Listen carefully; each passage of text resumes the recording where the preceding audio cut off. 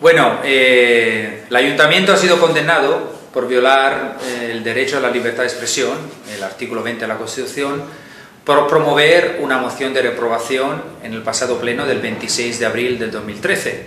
Esa famosa reprobación por lucir una camiseta y por participar en la Intifalla.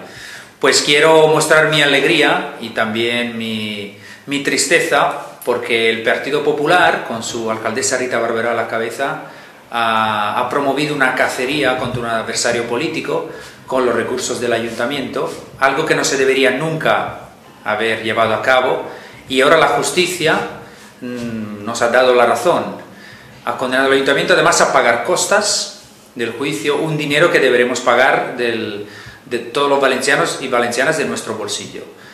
Un dinero que nosotros pedimos que Rita Barberá y sus 19 concejales paguen de su bolsillo, porque no es de recibo que ellos, por promover cacerías políticas contra sus adversarios, tenemos que pagar nosotros ese dinero. Entonces, que hagan un bote y lo paguen de su bolsillo. Esperaríamos también unas disculpas públicas, pero conociéndolos y sabiendo su trayectoria, dudamos de que esto llegue.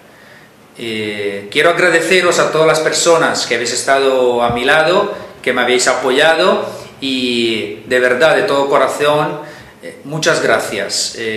No bajaremos la cabeza frente a una gente, unas personas como el Partido Popular, que creen que Valencia es su cortijo, que demuestran que tienen todavía en su genética tics franquistas y que no han asumido los valores democráticos. A partir de ahí seguiremos luchando hasta que podamos cambiar este ayuntamiento. Muchísimas gracias.